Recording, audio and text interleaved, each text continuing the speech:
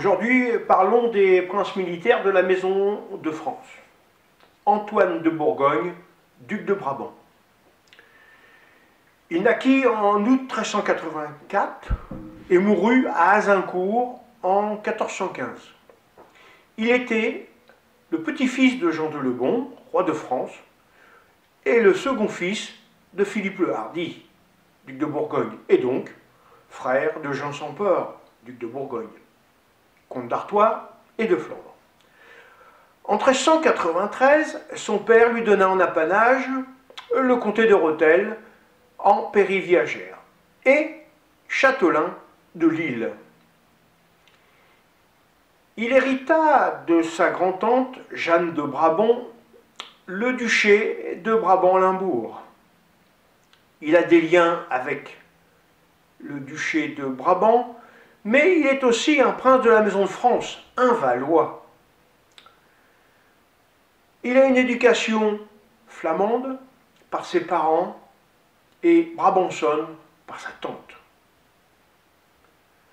En tant que duc de Brabant, il s'illustra par des réformes sur le modèle institutionnel centralisateur de son père, Philippe le Hardi. Il fonde, à Bruxelles, la Chambre des comptes afin de remettre de l'ordre dans les finances du duché. Il crée la Chambre des deniers, administration financière de l'hôtel. La création de la Chambre de justice fut effective en 1407. Il intervint dans les négociations avec beaucoup de douceur et de patience, en particulier dans le conflit qui opposa les Liégeois au prince-évêque de Liège, Jean III de Bavière. Il fut marié une première fois avec Jeanne de Luxembourg, fille de Valéran III de Luxembourg et comte de Saint-Paul. Veuf, il se remaria avec Élisabeth de Goerlitz, duchesse engagère de Luxembourg, nièce du roi de Bohême, Venceslas IV de Luxembourg. Pendant les guerres de complot entre les maisons de Bourgogne et d'Orléans, qui s'enveniment après l'assassinat du duc d'Orléans par son frère Jean sans Peur, le 23 novembre 1407, il prend la position pour lui. Il est présent à la bataille de Ham, en 1411, contre les Armagnacs, commandés par Bernard d'Albret, aux ordres de Charles VI, roi de France. Il s'opposa à son frère quand celui-ci signa un accord avec les Anglais. Il offrit toutes les forces qu'il disposait au roi de France.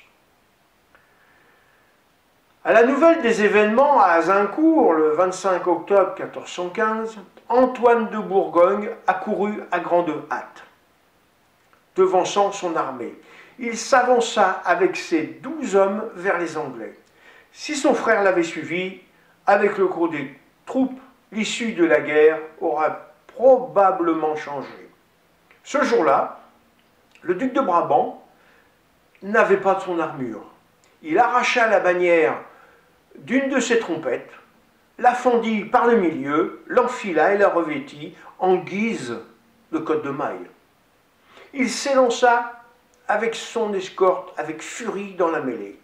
Il combattit avec force héroïque et y trouva une fin peu glorieuse, car les Anglais, ne l'ayant pas reconnu comme un seigneur, l'exécutèrent comme un simple soldat, suivant les ordres de Henri V, roi d'Angleterre, qui disait « Pas de rançon, pas de prisonnier ». En apprenant la mort de son frère Antoine, ainsi que son autre frère, le comte de Nevers, Jean sans Peur, chargé de douleur et de courroux, envoya son héros remettre son gantelet à Henri V, roi d'Angleterre, pour le défier à feu et à sang. Celui-ci refusa d'accueillir le héros. Le duc de Bourgogne eut une fin de non-recevoir de la part du roi d'Angleterre. Antoine de Bourgogne fut inhumé dans l'église de Saint-Jean l'Évangéliste de Tervueren, dans le duché de Brabant.